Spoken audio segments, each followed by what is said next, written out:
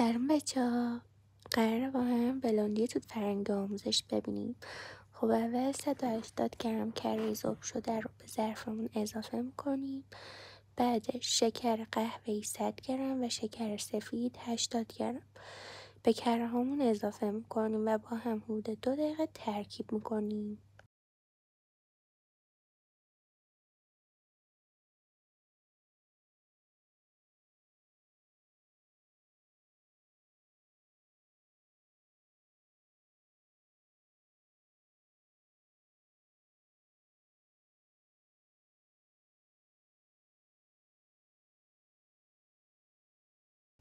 حالا 2 تا تخم مرغ به محتویات ظرفمون اضافه میکنیم و 1 قاشق چای خوری یا نصف قاشق چای خوری بهش پودر وانیل اضافه میکنیم و 2 دقیقه باز ترکیب میکنیم.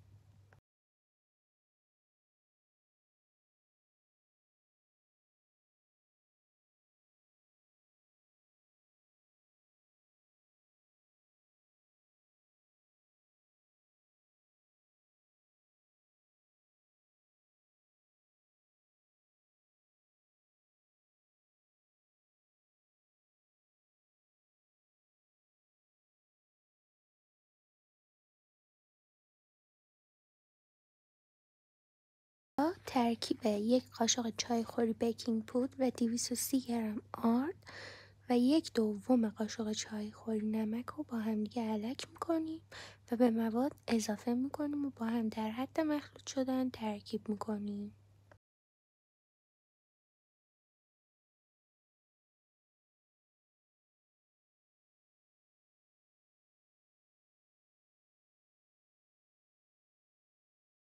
حتما دورگیری یادتون نره.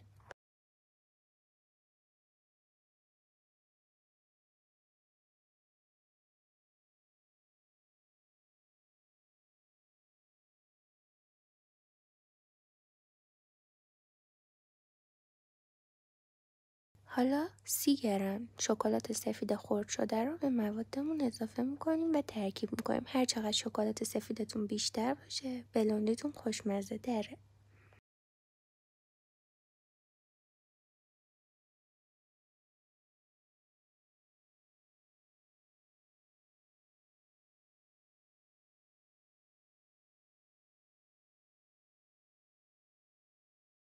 و اینجا توت فرنگی هایی که داریم و با 1 قاشق چای خوری نشاسته ذرت یا 1 قاشق غذاخوری ترکیب میکنیم و به مواد اضافه میکنیم. توت فرنگی های من 150 گرم بوده.